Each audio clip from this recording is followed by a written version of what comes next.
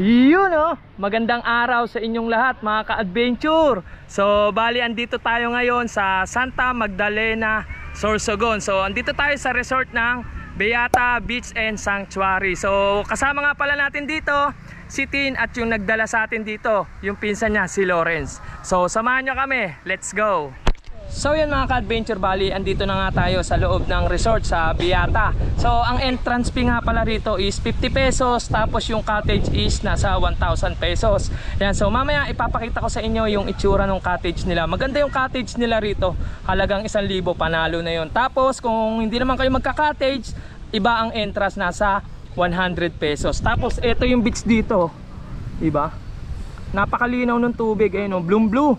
Tapos white sand talaga, yan oh, white sand oh. Diba? Tsaka pino yung ano, buhangin.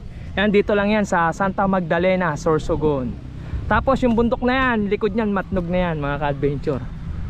Yan, so ito kami oh. Yan, biglaan lang to. So hindi to pinlano, dinala lang kami rito ni Lawrence. Sabi ko kay Lawrence, bahala na siya kung saan niya kami ipapasyal. O diba, nakahuling hirit sa tag-init. Kasi syempre malapit nang magtag-ulan eh. Yan. So yan mga ka-adventure, ito yung itsura nung cottage dito. Yan. So yung cottage na to is nagkakahalaga ng 1,000 pesos kapag weekday. So kapag weekend, nasa 1,200 yan. Ayun, may taas pa oh. Kasi may lamesa, maluwag oh. Dito ang sarap mag-ano rito oh, magmuni-muni. Tapos marami silang cottage dito. Yan oh, mahaba yan, gandun. Yan. Tapos ayun, yung mga makikita nyo rito. Tapos napakalawak nung dagat dito. Ang haba oh, parang Malaburakay din talaga eh. Ayan, tapos syempre may lifeguard eh. May lifeguard doon kanina eh, nakita ko. Yan. So yun, napansin nyo, walang kakalat-kalat, napakalinis talaga. Ayan, may naglilinis. Ayan si ate oh, nagwawalis oh. Wala man lang kayo makitang kalat dito. Ganun kaganda rito sa Magdalena, Sorsogon. Grabe ang init ng lupa. Ayun mga ka-adventure, ito bali nakapag-change outfit na tayo. Ayun, maliligo na tayo. Grabe yung tubig oh. Linaw. Ayun si Tino. Hey, Swimming time. ang ganda ng view oh. Ang sipag ng mga naglilinis dito oh. Walang kadumi-dumi oh.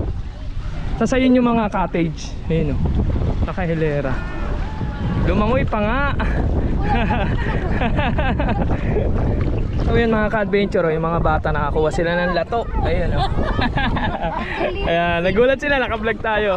Kaway na lang kayo ate oh. Taga-saan po kayo? Bulan. Ah, Bulan din. Ay, kami man. Ayan, mga taga-Bulan din sila oh. Thank you ate, thank you po. Ayan, doon sila nanguha, yung may mga mabato ron. Ha? Makuruha kita. So yun mga ka-adventure, bali andito ako sa ibabaw nung bato. So yung bato rito hindi masakit sa paa. Tapos parang may naapakan akong parang damo siya. Hindi ko alam kung ayun na ba yung lato. Hindi ko mailubog yung camera kasi mali yung nadala kong takip ng GoPro natin. Mahirap na, baka masira, tubig alat to. Ayan oh. Ayun si Tino. Ang babaw oh, hanggang tuhod lang oh. Tapos doon tayo galing, ayun oh.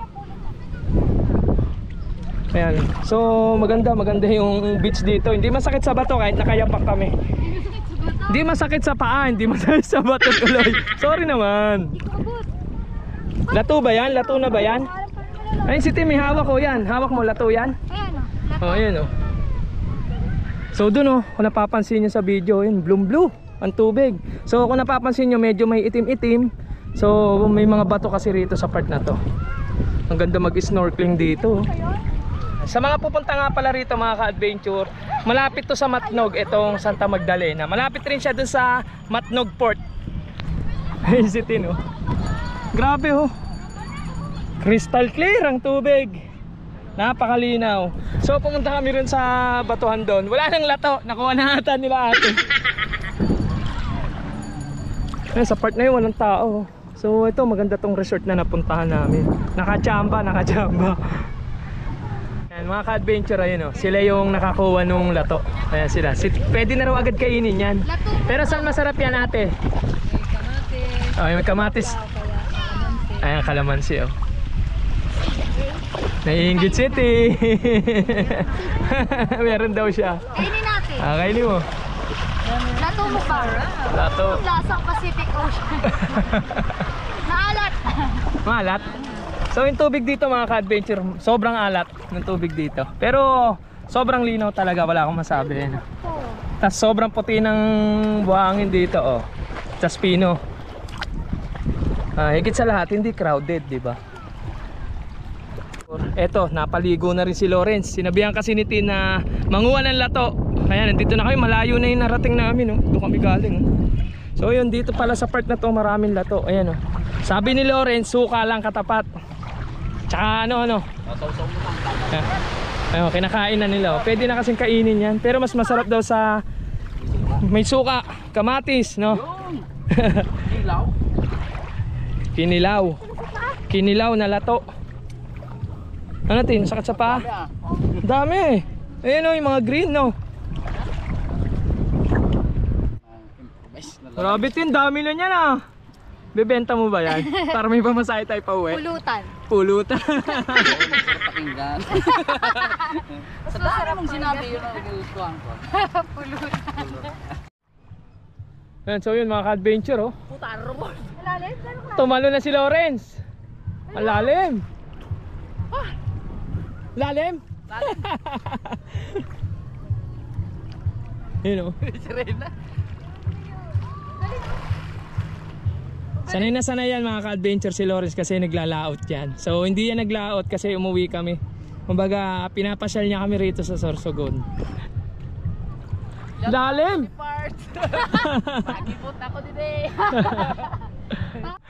Dami niya Lawrence, ah. Saan yan doon? Sa malalim? Kaya pa ba natin uwi yan? Tingnan mo. Ano to, swimming o ano? Ano ba to? Lato picking o swimming? Dami pang ulam. It's more fun in Sorsogon. Yes.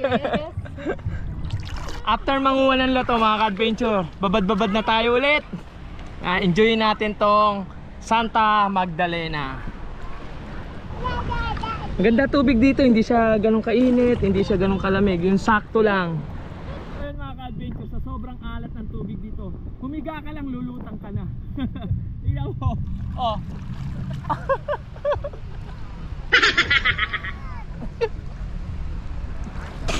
Tignan nyo, oh.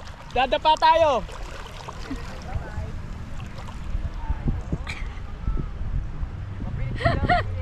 Kahit sana malulutang ka, yung iba nga lang 3 days. Wow, magic! Yung iba lumulutang sa ibang beach. Yung nga lang 3 days bago makita. So yun mga ka-adventure, bali tapos na kami mag-swimming. So eto, food trip naman tayo. So eto, kakainin namin ngayon dito. Yan. So kung pupunta kayo rito sa Beata, tapos biglaan din kayo katulad namin, meron silang restaurant dito. Pwede kayong umorder ng pagkain. So yung menu, isisingit na lang natin dyan sa screen. And so kain muna kami. Yan, si Lawrence saka si Tin. Dito sa Beata, meron din silang mga ganitong mga room. Ayan, napakaganda. So nakalagay dito, Villa Guest only. Yan. Kung mag-staycation naman kayo, ito yung rate nila. Yan. So paano mga ka-adventure, pauwi na kami. Hanggang dito na lang yung video. Maraming salamat sa mga